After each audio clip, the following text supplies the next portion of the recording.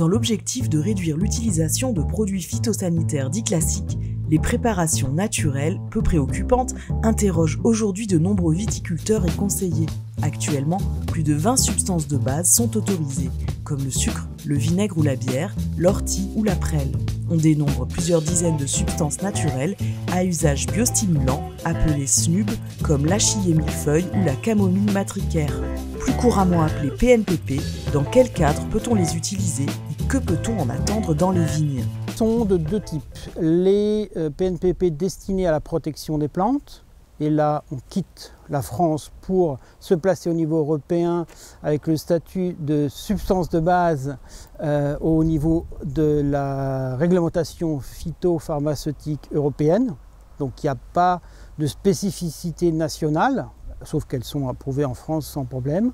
Et nous avons les PNPP, préparations naturelles peu préoccupantes, destinées à la biostimulation, qu'on appelle substances naturelles à usage biostimulant, SNUB, qui, elles, ont désormais un cahier des charges et qui sont, elles, franco-françaises, c'est-à-dire qu'elles ne seront pas autorisées pour tous les pays de l'Europe. Ça peut être des fertilisants, des choses alimentaires, des produits alimentaires, des additifs alimentaires, des denrées alimentaires, des biostimulants, il y a quelques biostimulants qui ont des effets phyto, des biocides aussi, il y a quelques substances qui sont biocides.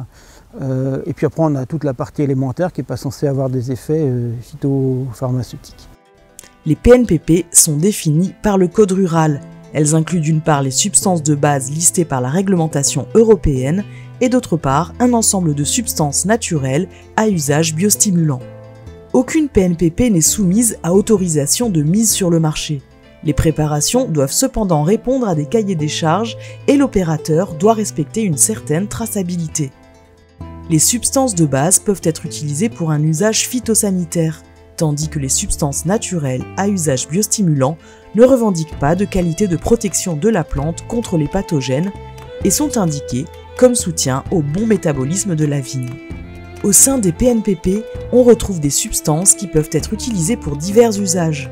Certaines suscitent un intérêt pour des propriétés répulsives antifongiques, d'autres pour une stimulation des défenses des plantes, d'autres pour une meilleure nutrition de la vigne. Une recrudescence un peu de l'intérêt des viticulteurs pour ces types de préparations, puisque ça leur permet de se réapproprier un peu et de fournir, pour produire chez eux au moins une catégorie d'intrants pour leur vigne, donc c'est assez intéressant. Et donc on a regroupé dans un cahier technique pour essayer de donner quelles plantes et quelles posologies sont en général utilisées en viticulture et avec leur statut aussi réglementaire associé. En pratique, on cherche à extraire les substances d'intérêt de ces plantes en les soumettant à divers processus tels que l'infusion ou tisane, la décoction, la macération courte, le purin ou extrait fermenté, la distillation à vapeur d'eau. La diversité des modes de préparation possibles et la variabilité des conditions de préparation qu'il peut exister entre les exploitations agricoles nous amènent à nous demander: que sait-on de la composition des PNPP appliqués sur les cultures? A-t-on identifié des paramètres d'extraction optimum? Alors on a testé une bonne vingtaine de plantes, à la fois en laboratoire in vitro et ensuite au champ.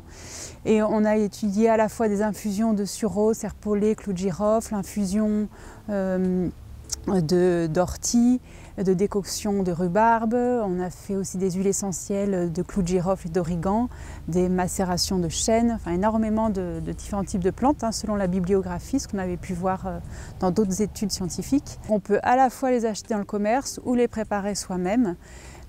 Pour les achats dans le commerce, on en trouve de plus en plus. Il y a de plus en plus de petites PME qui se lancent et qui vendent des extraits de plantes, surtout que maintenant que la réglementation s'est davantage ouverte.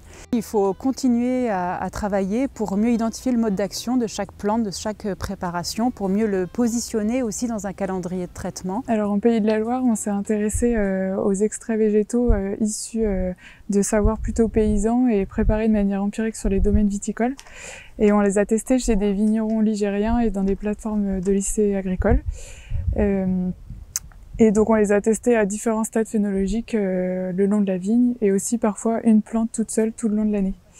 L'efficacité, elle a été assez variable, c'est-à-dire que on a eu globalement plutôt un gain qui s'est ressenti des années de forte pression mildiou. Mais cependant, on l'a pas retrouvé à chaque fois sur tous les sites où un tel extrait a été testé et sur tous les millésimes.